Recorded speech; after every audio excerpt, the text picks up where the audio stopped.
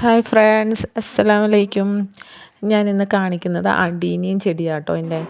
അപ്പോൾ ഞാൻ അതിനിന്ന് വളം കൊടുക്കുന്നതാണ് കാണിക്കുന്നത്. നമ്മളിത് സെയിലിനായിട്ട് ചെയ്യുന്നുണ്ട്, പിന്നെ നമ്മുടെ കളക്ഷനുമുണ്ട്. അപ്പോൾ താല്പര്യമുള്ളവർക്ക് നമ്മുടെ വാട്സപ്പ് നമ്പറിൽ കോൺടാക്റ്റ് ചെയ്താൽ നമുക്കിപ്പം സെയിലിന് അവൈലബിൾ ആയിട്ടുള്ള പ്ലാന്റ്സുകൾ ഞാൻ കാണിച്ചു തരാം കേട്ടോ. ഞാൻ കൊടുക്കുന്ന വളമാണിത്. അത് നമ്മൾ മുട്ടത്തോട്, തേയിലച്ചണ്ടി, ചാരം, ഇത് മൂന്നും കൂടി മിക്സ് ചെയ്തിട്ട് ഇട്ട് കൊടുക്കുന്നത് കേട്ടോ. അപ്പോൾ അതിന് മുമ്പായിട്ട് ചട്ടിയിലെ കളകളൊക്കെ നമ്മളൊന്ന് ക്ലീൻ ചെയ്യാം.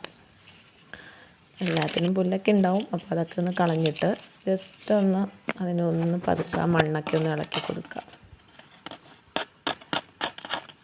നല്ല ഒരു വളം കേട്ടോ ഇത്.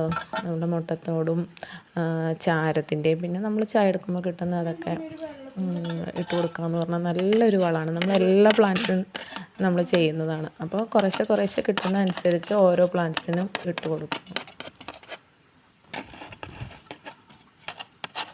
ജസ്റ്റ് ഒന്ന് മണ്ണൊക്കെ ഇളക്കിയിട്ട് നമ്മൾ എല്ലാ പ്ലാന്റ്സിനും കുറേശ്ശായിട്ട് ഇട്ട് കൊടുക്കാം. ചാരം ഒരുപാട് ഇടരുത് കേട്ടോ, കുറേശ്ശെ ആണ്. എല്ലാ പ്ലാന്റ്സിനും ഇടാം, പക്ഷേ പ്ലാന്റ്സിനെ കുറച്ച് മാത്രം ഇടാം. നല്ല ഫോസ്ഫറസ് കണ്ടൻ്റാണ് ചാരം.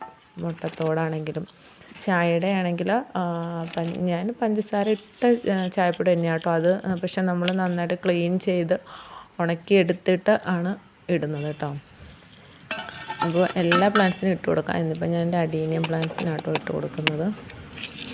അപ്പോൾ എല്ലാവരും ഒന്ന് ചെയ്ത് നോക്കൂ. പ്ലാന്റ്സിൻ്റെ ഫ്ലവറിങ്ങിനൊക്കെ നല്ലൊരു വളമാണ് കേട്ടോ. നമുക്ക് വീട്ടിൽ തന്നെ കിട്ടുന്ന സാധനങ്ങളാണല്ലോ ഇതൊക്കെ.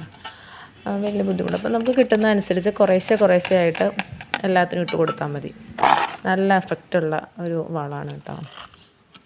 അപ്പോൾ എല്ലാവരും ഒന്ന് ചെയ്ത് നോക്കണം കേട്ടോ. വീഡിയോ മുഴുവനായിട്ട് കാണണേ. Thank you.